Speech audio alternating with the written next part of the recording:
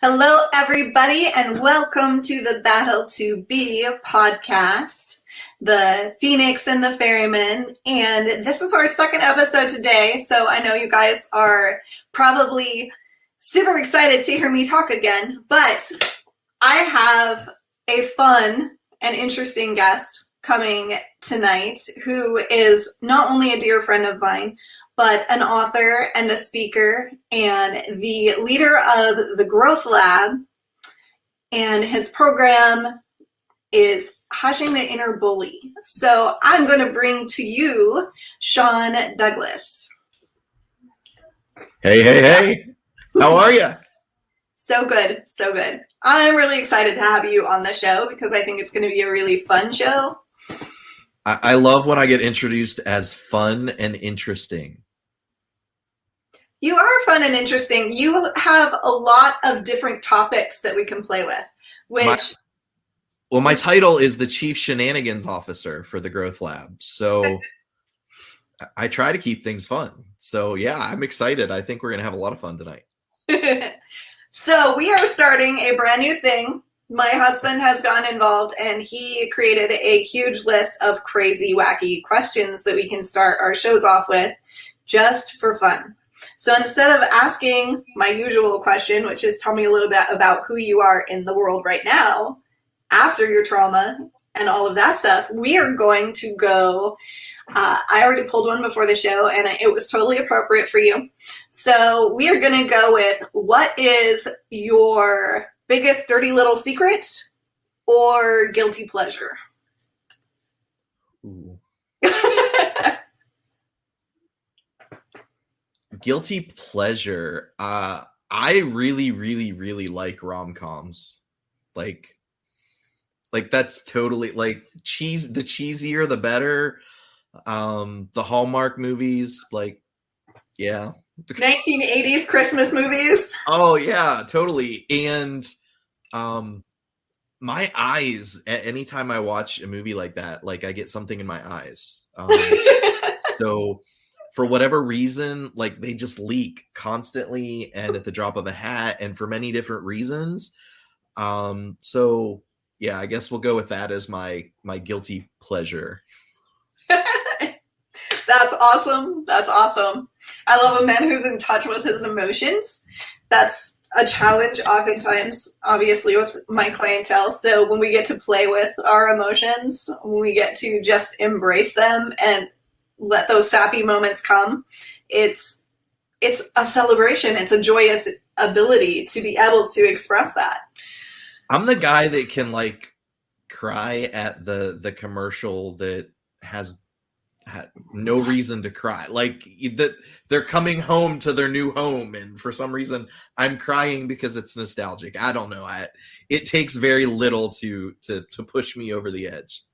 The Folgers commercial with the brother that just came home and the little girls. Oh, yeah. And like military, like homecomings, or like if you're scrolling TikTok and they have the videos where dad comes home and surprises the kids, or uncle or mom or whatever. I'm done. I'm done. Can't even talk.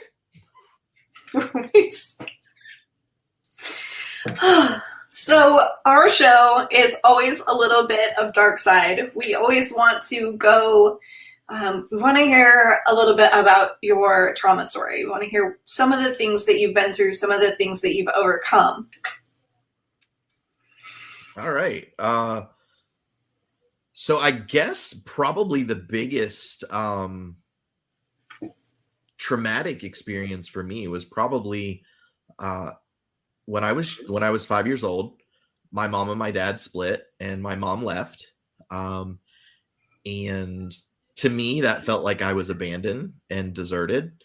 And because I was in the formative years of my life, when we're up to 7 years old is when we're kind of developing our identity and all of our beliefs and who we are. And that had a huge impact on who I was and who I am. And it took me 30 years to really, or 35 years even really, to fully come to terms and face that and address it and heal from it.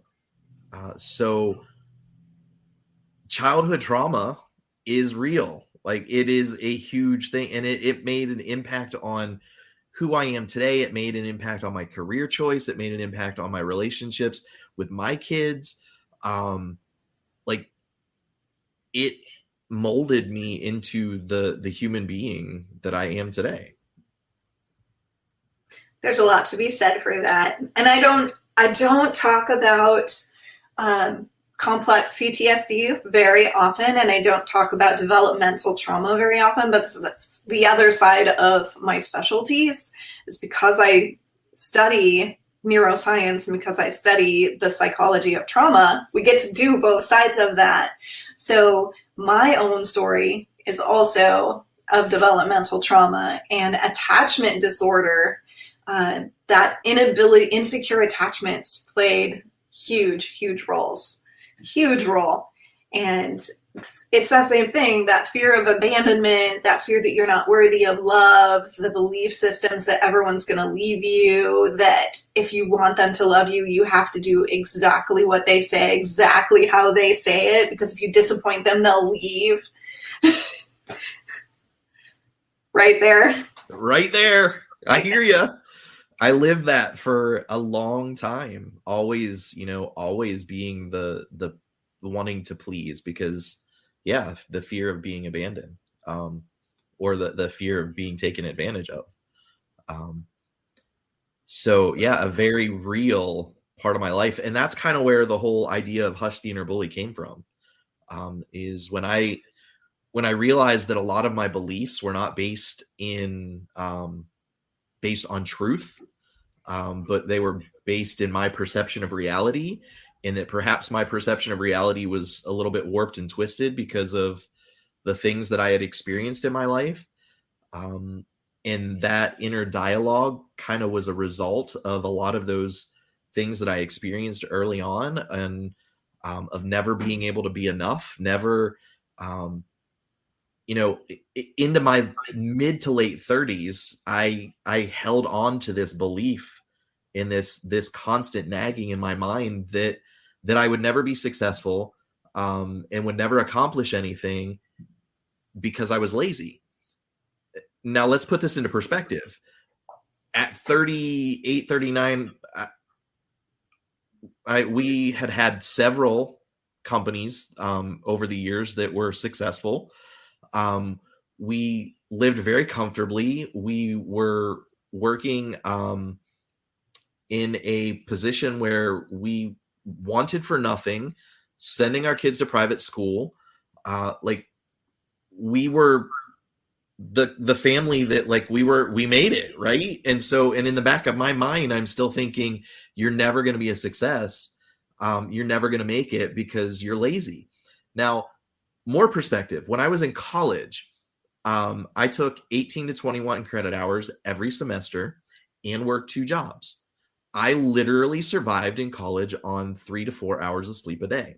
And it was class, 3 to 4 hours of sleep, go wait tables for 6 hours, and then go work at the hotel at the night desk as an auditor for 8 hours. And so that was my life. And I was constantly never being enough. It didn't matter how much I did, I was never going to be enough until I addressed that underlying belief, and really started to change that inner dialogue. And that's where the whole concept of learning to hush the inner bully came from. This stuff is so powerful.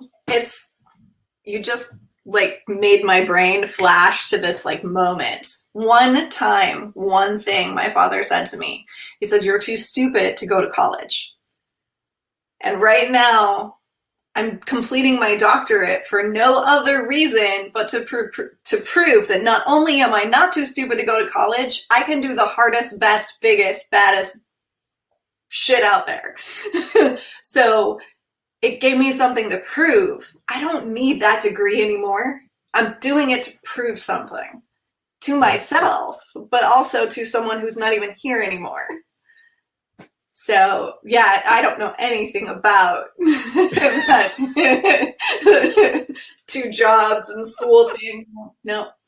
No, and it's really funny because I meet people all the time that have this repeating cycle, that have this personality type, that are kind of type A, but really, really driven, but always feel like they're the underdog, always feel like they're not quite there, they're not quite good enough. And there is a tremendous people-pleasing aspect to that, like this huge, that part rules the day, and then the rest is kind of on the back burner. So all we do is for other people. We don't take care of ourselves. We don't make time for ourselves. But no matter what we do, no matter how good it is, it's never enough. And I meet people like this all the time. This is clients that don't know they've been traumatized. This is people that don't even know they need help because they don't recognize this as an unhealthy cycle. They just think life is that way. They just think that's all there is. And it's miserable.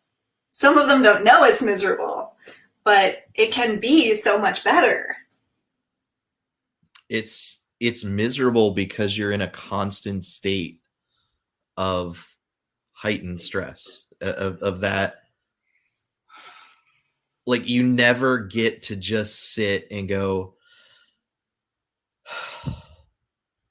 right? So when we learn, because our personality, people that are like us, we have to learn to relax. I mean, that's so, for a lot of people, that is like counterintuitive. Like, that's stupid. What do you mean you have to learn? No, like, you have to teach yourself to relax. You have to like teach yourself these basic skills of bringing down your heart rate and letting your guard down, releasing the adrenaline and all the chemicals that have you at a constant state of angst, and you're always on high alert.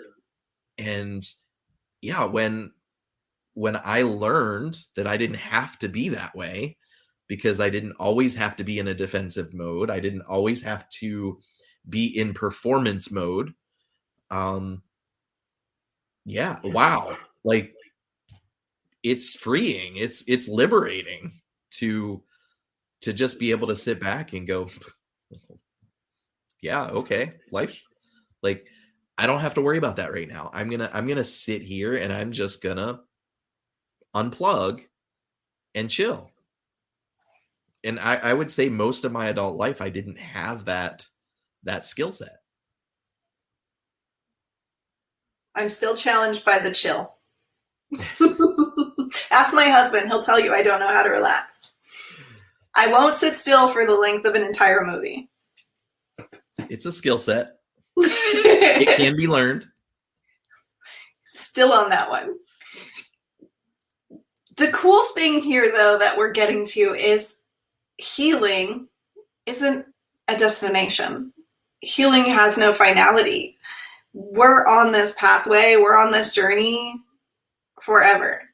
So even as we recognize the things that happen to us, even as we recognize the causes, even as we recognize our behaviors and our patterns, and we practice the solutions, and they're called a practice for a reason, there are still days when you wake up and everything is wrong and you fall into old patterns and you feel old kind of ways and you do all the things that you know better than to do. But that's what healing is. As long as you're moving forward, taking steps, and you're going to have more good days than bad days the further along the pathway you get. But we're never there. So it's always finding those partners. Nobody has to do it alone. So you gotta find that network, those partners, those people that can support you. Absolutely. I don't know if I like the idea that you're never there. I would be open to fleshing that out. I think absolutely healing's a process, and there's always things to. You're always going to be looking at it from another perspective. And today I'm a different person than I was yesterday. So as I look at that experience from today's viewpoint, maybe there's another layer. I don't know.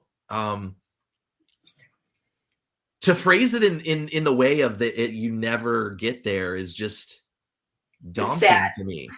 Yeah, it's I don't like that. I like that the we can be real. I like to think of it as the journey is more important than the destination. So if we're always focused on the I'm going to be better, I'm going to get this to this place, I'm going to have this result, then we're not in the present and we're not experiencing what we're experiencing right now. So to be focused on this picture in our heads of what better looks like, of what healed looks like, it shifts all the time. We don't know what healed looks like. And I guess in my belief system and the way I look at things, I believe that the healing has already, like, it. I am a whole person. I am a whole human being. I lack nothing. And so I guess healing to me is more of it's already happened and I'm just becoming aware of the different perspectives, and I'm learning. So maybe for me, I just need to look at it as it's a continual learning process and not a healing process, because I really do feel like we don't lack, like in my map of the world, my worldview, I truly believe that we were created perfect. And then we came into this world and we were programmed for failure because of the traumatic things and the experiences that we have. And then we get to rediscover, I guess you could say, who it is that we truly are and our true identity, that we're fully resourced, that we're completely whole, that we lack nothing, and that we live in an abundant universe that supports us, and that life happens for us and it's not happening to us, and all of these concepts and these ideas that we get to discover as we unlearn the crap that we learned as we grew up. I love that. That's a positive. It's a positive way of looking at things. And I feel like we kind of come at things from a really similar place, but the language is a little different. Probably. So, but like the universal energy and the concepts of everything being interconnected, and time is an interesting conversation. Usually, time being non-linear and not, I'm still working with that one. Right, and perception. Perception is also a really interesting conversation to just go down a whole bunch of rabbit holes. Oh, yeah. Sure. But nonetheless, every day we get a lot of opportunities to experience new things, to learn new things, to try new things, and to be entirely different. So every single morning when you wake up, you have the opportunity to choose who you want to be today. Who do you want to put out into the world? And most people don't realize they can choose who they want to be, and just figure out what your core values are. Or a lot of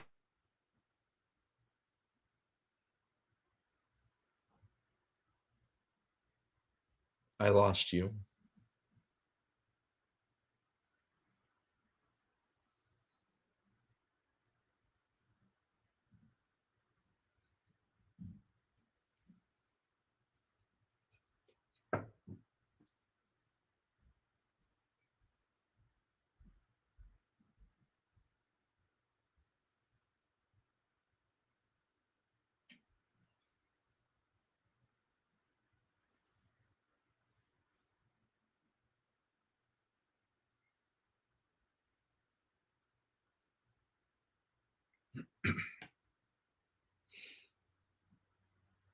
people call them core values. Well,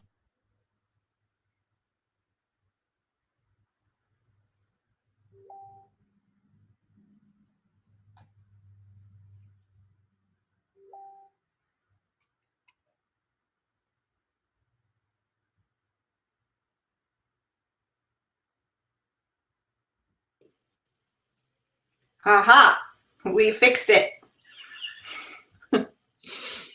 Well, that was awkward. We have there's a tropical storm. Apparently not that far off, so You're the reason we're getting all this rain. Probably. I think it's still in Mexico at the moment. But we tend to get like offshoots that are way too early, way earlier than they should be. But sometimes that happens. Internet's crazy. All right. So tell us, you have so much going on. We're going to shift topics a little bit because tell us about your family. Tell us about your amazing wife and your amazing kids and what you do for the community and for all these amazing kiddos. All right. So my wife and I, Marie, have been married for 21 years. We have a 19-year-old, a 12-year-old, and a 29-year-old who we adopted when he was 16. For the last 21 years, we have been, last 19 years, we have been foster parents in one form or another. We currently run a group home in Northwest Ohio for kids who are in the foster care system. And the kids that typically end up in our home are kids who have seen a lot of trauma, have experienced a lot of trauma, and who this isn't their first placement. So if you know anything about foster care, that gives you an idea and a scope of kind of the kids that we work with on a daily basis.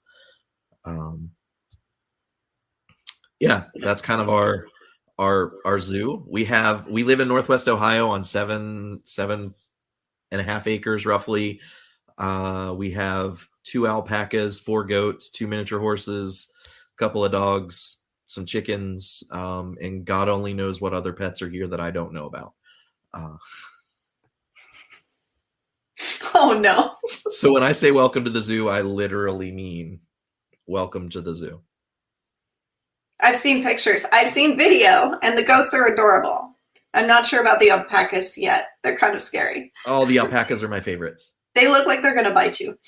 No, they're my favorite. They're very cute. They are. I think they're my favorite because I think they're a lot like me. They're a little standoffish, but really they're sweet and kind on the inside. So they're rescues, so it's funny. You can barely pet them because they're so skittish and sketchy because they were rescues and we don't really have a lot of information on their history. But they're slowly warming up to us, like really slowly. It's been over a year. That's pretty slow. That's really very. It is, but now like they will eat out of your hand, and their favorite thing in the world is fig Newtons. So we have packs and packs of fig Newtons in our pantry that you just go out and feed the alpacas fig Newtons because it's therapeutic. And is part of why you have all the animals to help with the kids? No, we have all of the animals because the pandemic, and I asked for a puppy, and we ended up with 4 goats and 2 horses and 2 alpacas. Did you get a puppy? No. I stopped asking for a puppy because every time I would ask for a puppy, we got 2 more goats. Dogs are the best. I love dogs. We do. We have 2 dogs. But literally all of the outside animals aren't mine. The backstory is at the beginning of the pandemic, we had an older lab boxer who was getting on in his years, and I knew he wasn't going to be with us much longer. And so I wanted to get a puppy so his energy could rub off a little bit on the puppy. And so I went to Marie and I said, I really wanted a puppy. And we started looking, and she came to me and she said, I found these 2 goats. And I'm like, that's not a puppy. And they're bottle babies and blah, blah, blah. I said, you know what? I said, I don't care as long as you understand that I don't do chores. You can get whatever you want, whatever animals you want, as long as you understand I don't do chores. I'm not doing this animal stuff. So that was almost 2 years ago, and now we have 4 goats, 2 alpacas, 2 miniature horses, and 17 chickens, and yeah. At least you can eat the chickens. We never buy eggs, so that's a bonus. Right. So tell us about your projects that you have going on. Tell us about your business and the work that you're doing in the world. So other than the foster home, the group home, we run a community called the Growth Lab. Marie and I do, and it is a group of like-minded individuals who are heart-centered and who want to make an impact in the world and need a place to grow. And each month we come together. We do a monthly book study. We do weekly virtual happy hour where people come together and just shoot the shit. Like this is a funny story. When we first launched the first virtual happy hour, everybody comes together. We got like 15 people on the Zoom call. And I'm like, all right, I got to make this meaningful, right? Because I got to lead and trying to overmanage. And so I had these like discussion type cards, and I'm like, I'm going to pull one of these cards and ask a question. And I pulled the card and asked the question. And they're like, wait, this is supposed to be happy hour. And I was like, okay, noted, done. So we come together once a week and literally just have fun. It's shenanigans and supporting one another, and we laugh and we cry and we have a good time. And then monthly we come together and do a deep dive into a book, whatever the book is that we've decided to study that month. And then there's other various opportunities to connect and grow, support one another. And we have a retreat that's coming up in January. That's going to be in Kissimmee, Florida, that is open to anyone that is interested in personal growth and becoming the best them that they can be. So if you want more information on that, they can reach out. We are working on a book project together, Krista. You have graciously contributed to a book that we're working on called In the Arena, which is a project to inspire and encourage new entrepreneurs. So getting ready to launch a podcast, working on a couple of courses. So there's a lot going on. I would rather see a lot going on than stagnation. And as we have this entire group of entrepreneurs that we're always spending time with, it's fun to watch the spurts. Like people go on 5 different projects all at once, and then they take like this little like, oh my gosh, that part's over, now what? And then there's this moment of redirection and refocus and figure it all out and make a plan, and then everybody kind of does the little spurt again. So it's really fun to watch the leapfrog growth process that's kind of happening here. And to know that, again, this is a situation, whether you're an individual or whether you're an entrepreneur, you really need to reach out, make connections, create a support group, and really learn.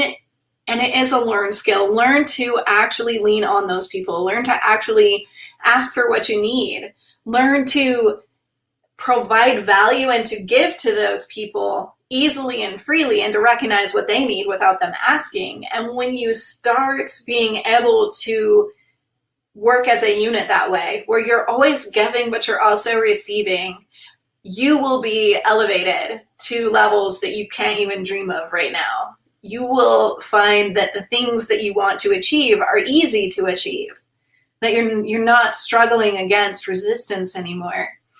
And some of us find it really challenging to do that. How is that for you? Yeah, it's challenging. It is to not only just to ask for help, but being an A personality or a D on the DISC scale,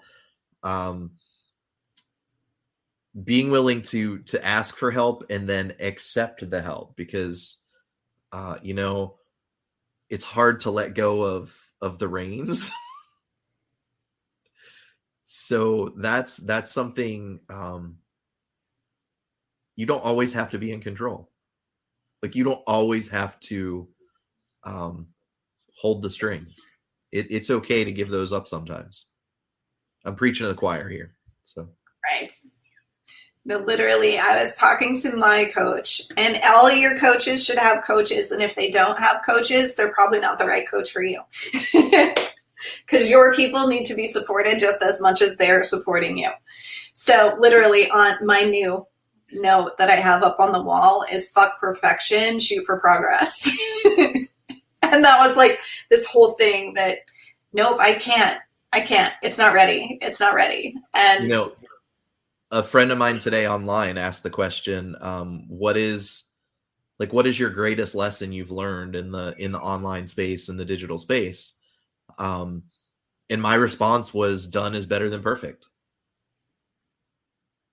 And that's hard. Like, I can't tell you how many projects I've worked on till perfection, and then launched, and they just like complete flop. And it's like, I've wasted hundreds, probably thousands of hours on perfecting different things to bring to market, and then nothing, because it would have been much better just to get it done and get it out there to see if it was even worth spending time on.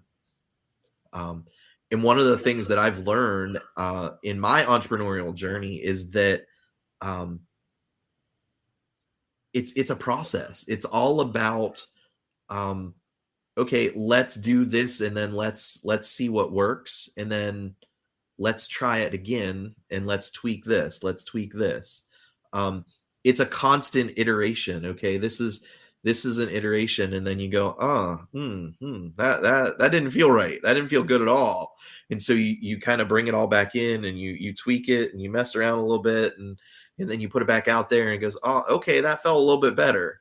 And that's what life is like. You know, whether you're an entrepreneur or not, when in life, we have to put ourselves out there.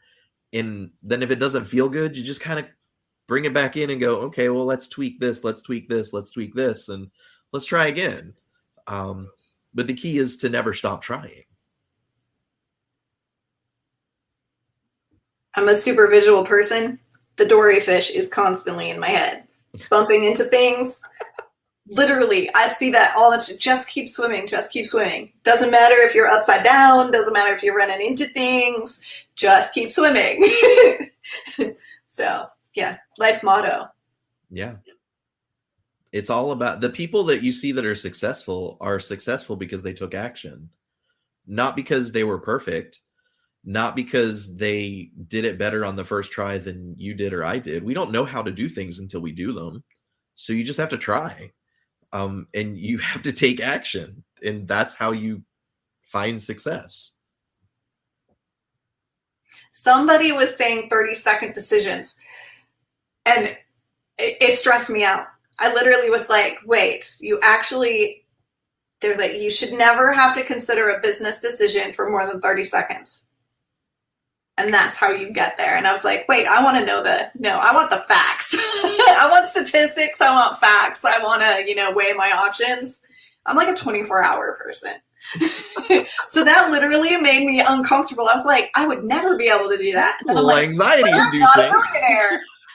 This dude's a millionaire. So maybe I should listen to that 30 seconds decision-making thing. Because then you go with your instincts. Then you just go with your gut instead of all that data that may or may not be useful. So I might try. Well, and ultimately the only question to ask is, will it move me closer to my goal? Will it move me closer to my purpose? And if you answer yes to that question, what else is there to think about? But right. I know we like to analyze.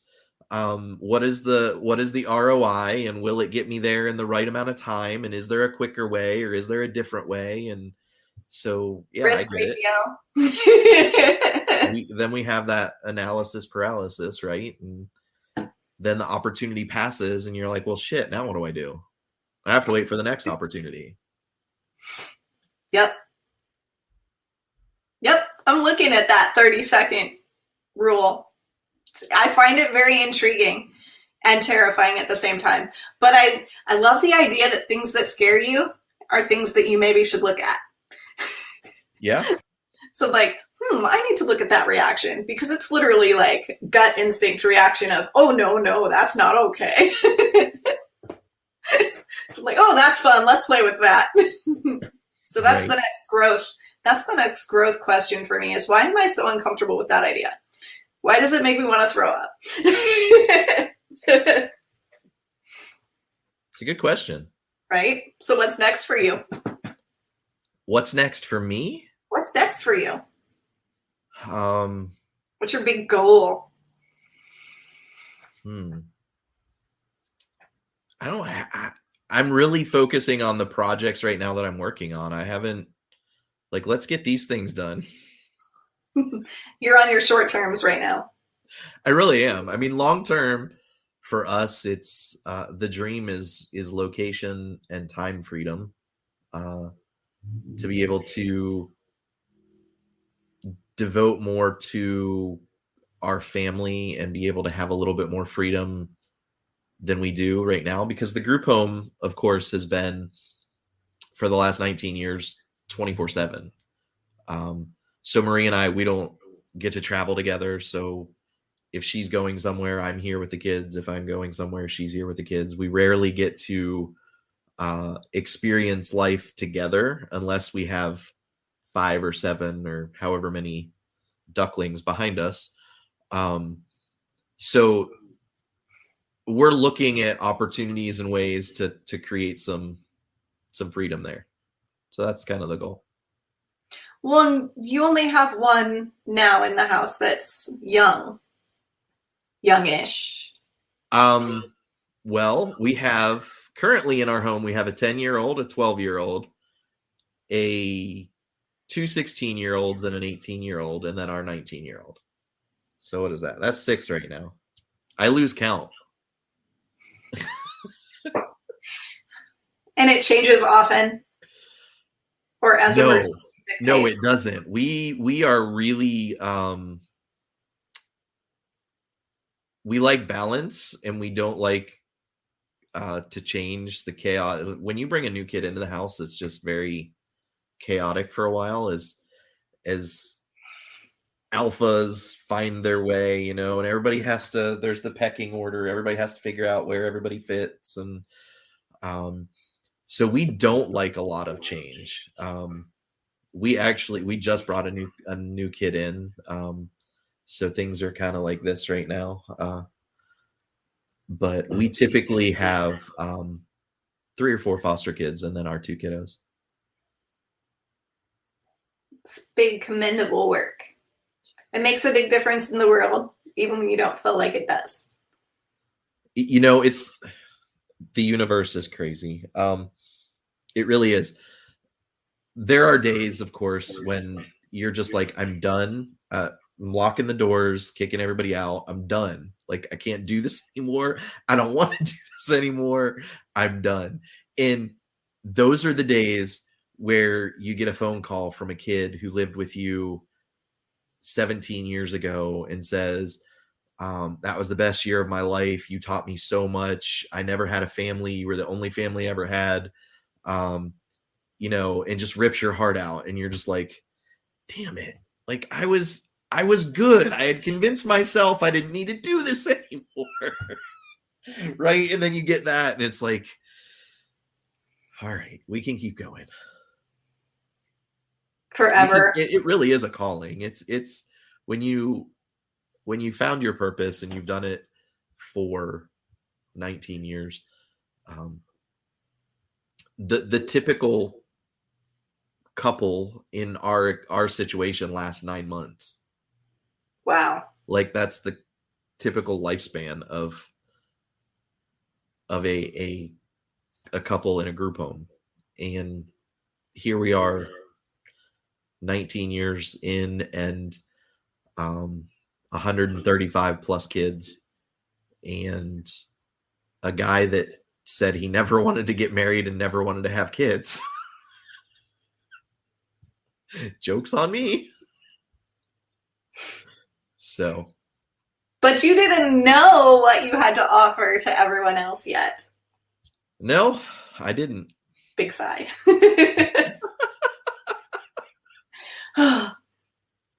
Nope. All right. If your wife was here and we asked her to tell us an embarrassing story about you, what would she say? Because you know there's one that she always says. And we don't really do that, but I don't know. She might tell you about the time that I split my pants on a job interview. Oh, no. At a job interview? Literally. So we've worked for a couple different agencies through our time in the foster care system. And we were transitioning from one program to another, and we were interviewing and we were on their campus, and they were taking us around to the different houses and showing us the programs. And I got out of, they were kind of chauffeuring us around in a big white van, right? The 15 passenger vans. And I got out of the van, and literally I got out of the van and my pants split from my crotch all the way to my knee. And there was nothing you could do to hide it. Like, there's nothing. And the guys, I'm just looking at the guy. I'm like, what do you do? So, you're not a commando kind of guy, right? No, I was not, thankfully. That would have been really bad. Right? But then, so what do? You take your coat off or your whatever, and you tie it around your waist, and then you're wearing a skirt for the rest of the interview, trying to cover up in the breezy pants. Oh my gosh, that's awesome. All right, so on that note, how can people find you? Easiest way to find me is Facebook, Shawn Douglass with 2 S's. Very easy to find. And you can also find us at thegrowthlab.fun, not .com, .fun. And you can always submit a message through there to connect with us.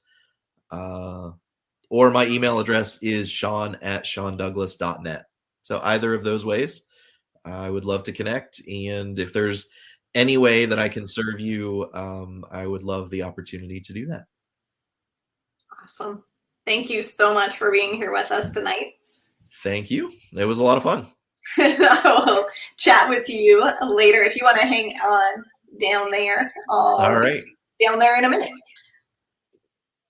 All right, folks. Thank you so much for joining us again this evening and for allowing Shawn and I to entertain you. And again, feel free to reach out to him. He is an amazing person. He's very skilled at what he does. And I gave you guys all of our announcements earlier. So if you want to contribute to the Battle to Be projects, right now we are raising funds for the Ferryman project. We are looking to purchase a laser engraver of our own so that we have that on site and we can do the plaques that we do for you guys relatively quickly and get them to you right away when we have the need to do that. So that's what we're currently raising funds for, to make our program independent so that we're able to do things as cost effectively and quickly as possible for you guys. So if you want to contribute to that, please do so at battletobe.org. And I will see you guys on Thursday.